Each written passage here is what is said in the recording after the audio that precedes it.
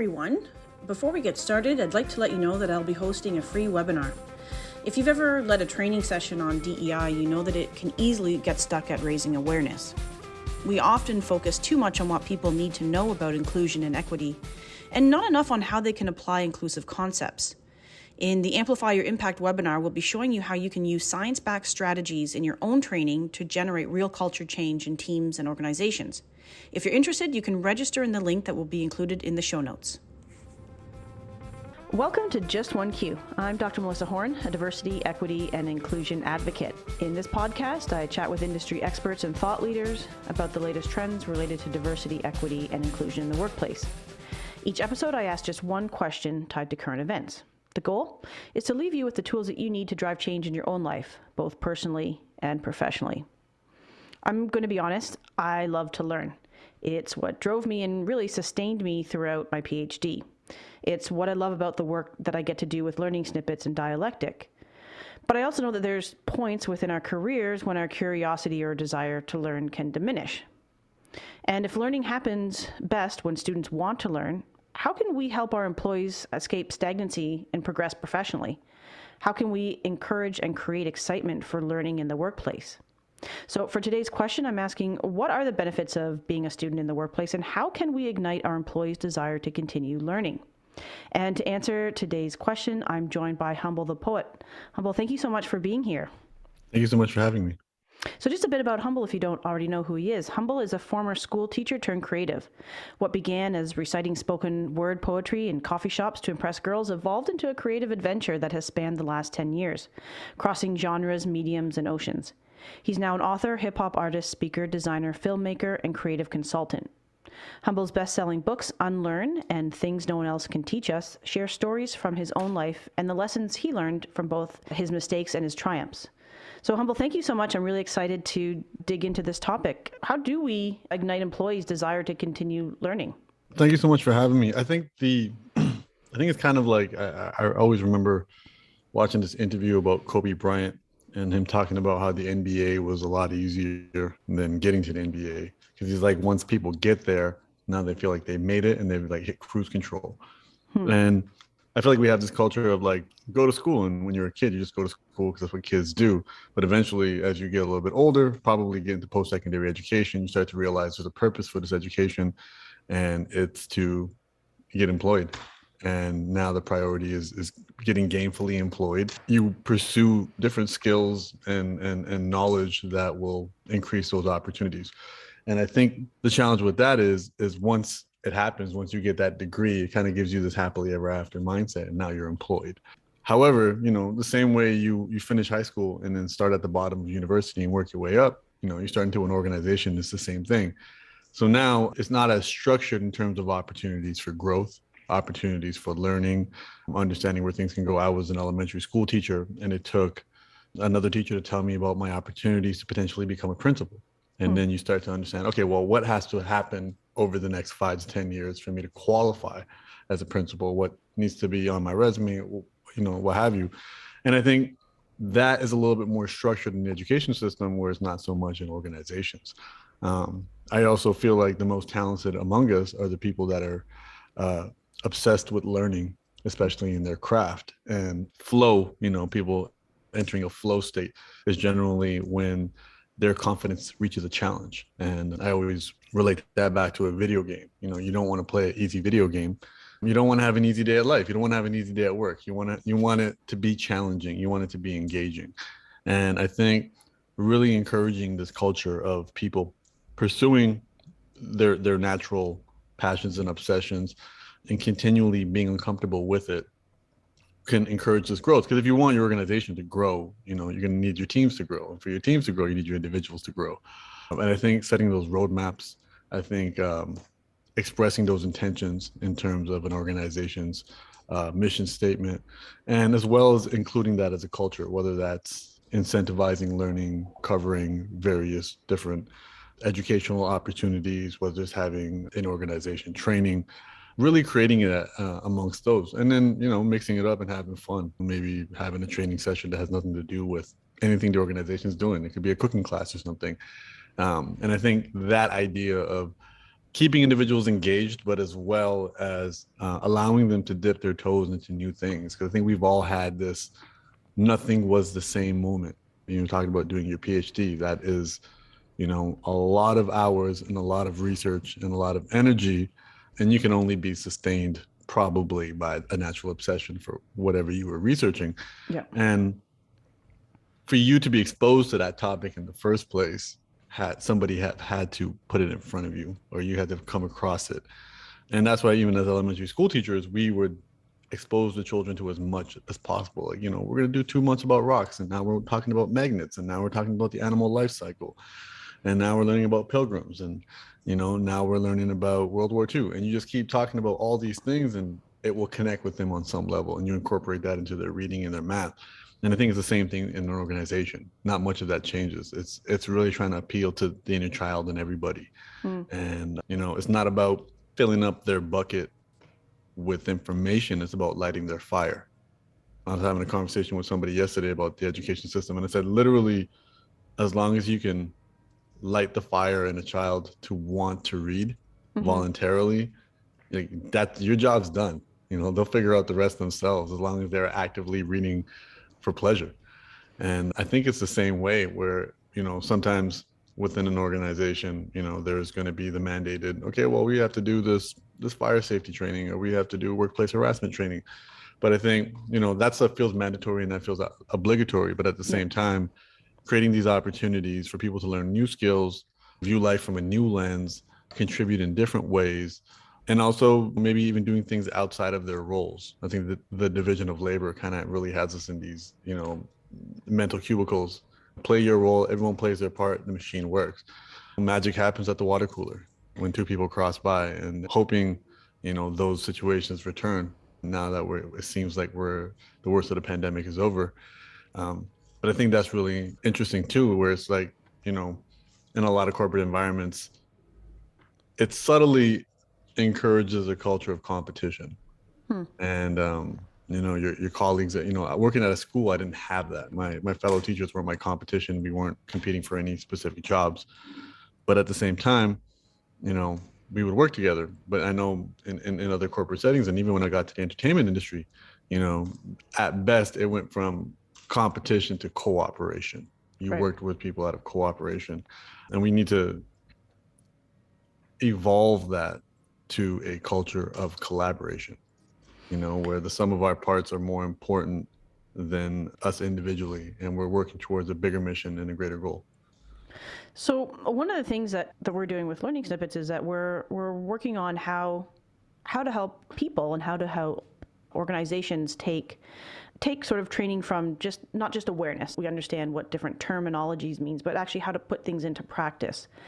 How to, you know, what does it look like to be inclusive? What does it look like to address a bias when you see it? What is it in a coworker? How do you have these conversations? And we often, you know, hear that people will say, well, we did this one course, so we're good.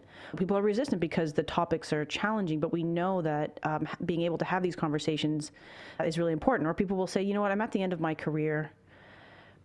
I don't want to do this. Or people will say, you know what, I'm at the beginning of my career. I know all this stuff. I just learned about it in school. Like, I'm good. How do we sort of communicate to people? Because I think some of the things that I've heard you say is that it's not just structured learning. You sort of mentioned a number of different ways that we can learn from each other. So from the water cooler, potentially like job sharing, or, you know, being seconded to other places and learning different roles or different things about yourself, and creating opportunities for more informal learning. But we do sort of offer more structured stuff, and it's always interesting to hear people who are thinking about this stuff. How do we encourage folks who, you know, might be a bit stuck or stagnant or think that this isn't for them? Yeah, I mean, it's a great question, and it's I'm trying to remember who said it. It might have been Warren Buffett, but it said, you know, you will have unlimited riches if you solve the problem of how to incentivize others. Um, and I think, you know, I'm thinking about when I was in education. You know, my pay was related to my years of seniority plus my education. And the education, so it was A1, A2, A3, A4. So A4 being the highest. So, you know, once you hit, so somebody who has 3 years of teaching and they're A1, gets paid probably $10,000 less a year than somebody who has 3 years of teaching as an A4. Mm-hmm. An A4 means you have a master's degree or an equivalent. So they had various pathways to get to A4. And that was the incentive. So now I'm taking online courses. I'm spending time in class, going back to university, doing this, but it's all to get on that higher pay grade. Once Mm-hmm. I hit A4, there's no more incentive for Right. me to do anything. The courses I took, there was a lot of options. So I remember for me, I did two specialists. I did a specialist in reading and a specialist in guidance, saying, okay, maybe potentially I'll become a guidance counselor. But again, there's no additional incentive to Yeah. be a guidance counselor other than, you enjoy that work. And I think that goes back to this culture of it's very linear. We look at it this way. As when I became an artist, there was no longer a pot of gold at the end of my rainbow, per se. There's no retirement age. It's just the rainbow. The rainbow is the pot of gold. And I'm on this rainbow as long as I can be on this rainbow, as long as my facilities work. I'm not going to retire and live on a beach and do nothing. I'm going to be an artist until I die. And I think that was a really big shift versus when I was a teacher. I was legitimately adding up, we had it's called the 85 factor. So your Right. years of work plus your age equals 85. So me, I started really young as a teacher. I was teaching at 22. So I think my 85 factor was like the age of 54. And yeah, Just counting down the days, the years. You're literally counting down the days, the years, and trying to imagine like, will there be flying cars by the time I retire? But and I think it's that kind of concept that I said, like with going back to Kobe Bryant in the league, he said it was easier because once people made the league, they stopped working. There was not much to work towards. There wasn't that much incentive to work towards it. And I think the incentivization of it has to happen. Live in an idealistic society where we assume everybody who is working their job is doing it because it's their life's purpose. Right. Every now and then we do come across that. I did come across teachers who would have been doing it for free. I've come across artists who would be doing this completely for free. They're obsessed with the lifestyle. They are obsessed with the journey, figuring it out, sharing it in that cycle. And I think creating these incentives to let them know that you can carry this on endlessly. And at the same time, attaching it back to the mission statement of the organization and what they're here to accomplish. I think we get lost in the fact that and I notice this a lot living out here in Hollywood now, any successful organization or business is only successful because they solve a problem or provide a service for everybody else. They're not thinking about themselves, they're thinking about everybody else. And I'm in a world where everybody is focused on themselves and getting support and doing all of that. And I think when we start to make people feel valued through their contributions and how they're attaching that, if you work at Apple and, I remember having a conversation with them and how that was the first time my mother was able to figure out how to use a piece of technology by herself. Before that, her Dell laptop, she couldn't figure it out. She went to a class, didn't know how to do anything. Meanwhile, gave her an iPad, she figured it out in a week. And now she can follow me along. Now we can FaceTime. And that to me was more important than the technology than anything else. It was it's the whole, not the drill. Yeah. And I think reestablishing that with our teams is extremely important. Why are we here? What are we here to accomplish? Who are we here to serve? How are you able to help with that serving? And then now creating space for people to take risks, contribute to the fail fast culture and say, okay, what crazy ideas do we have to take this to the next level? Because very often there are these individuals with these non-traditional, unconventional ideas, and they may be in organizations that don't facilitate an environment for them to recognize that. And then they go off on their own and we get our Steve Jobs of the world or Elon Musk of the world that have to do it on their own because they weren't in an environment that encouraged it. And I think that open dialogue and communication, both vertically and horizontally, is super important. I watched a talk at Google Zeitgeist a few years back, and it was a happiness coach. And he said one of the biggest determinations of happiness is going to a job every day with somebody you consider a good friend. And I think sometimes just that simple idea of building this cohesion between people.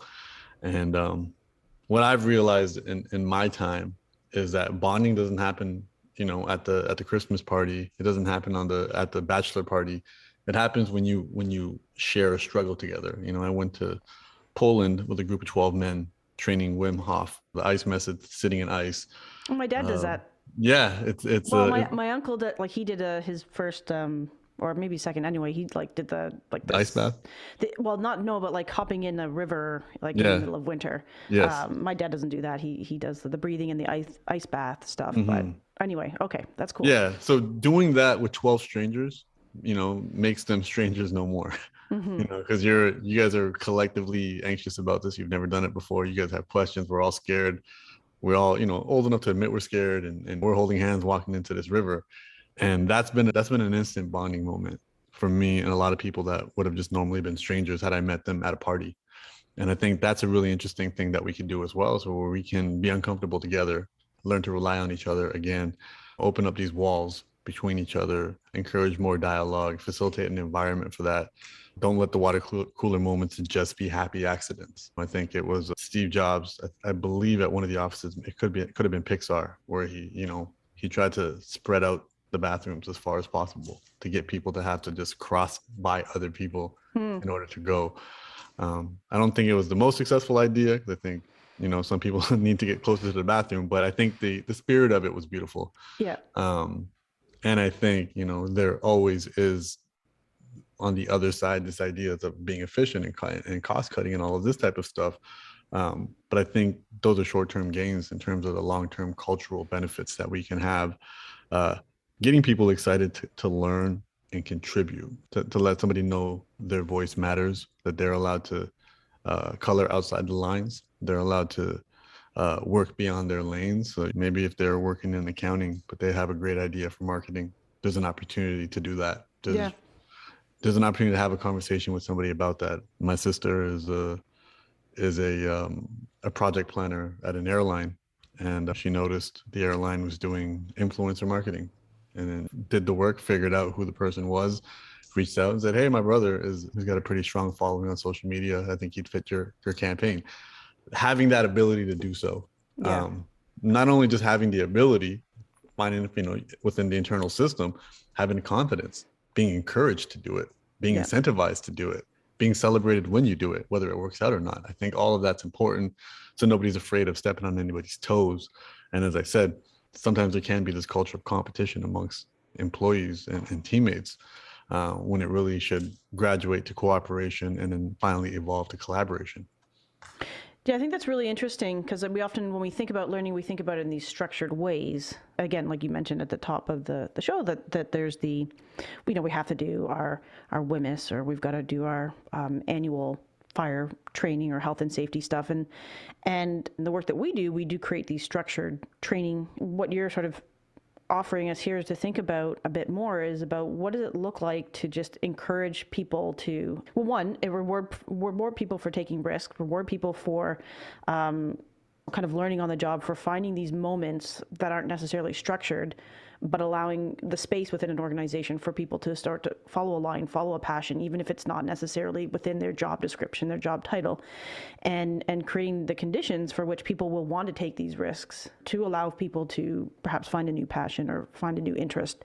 And so supporting learning in these alternative ways. I think that's a really cool insight, and I really want to thank you for sharing that with us and for giving us sort of a different way of thinking about what learning can look like in the workplace, and how we can keep people engaged and inspired to continue to be creative, even though we're in the workplace and we kind of have these roles, but there are ways that we can break free from them from a little bit and really get the best out of people, and allow people to be, I don't want to say this, their best selves, but allow people to Be their most authentic self. yeah, give Um, people agency as well. I think it's the other yeah. thing is enable people to have agency to do these things as well. Yeah, and I think it's also important to recognize that I think very often we use these terms like stagnant, where Mm-hmm. we're stagnant at our job, but everything is forever moving. It's just moving in the opposite direction. The muscle is growing, or it's experiencing atrophy. The Mm-hmm. muscle doesn't stay where it's at. So, your team isn't stagnant. Your team is either shrinking in their capacity, in their motivation, and their flame, or they're growing. So it's really a matter of deciding the direction, because the movement is a phenomenon of nature. We're always in constant movement, and it's up to us to adjust our sails to decide what direction that we're headed in. And I think, um, you know, the consequence for not doing this isn't simply staying where you are. It's It's literally being the dinosaur watching the asteroid. It's evolve or die.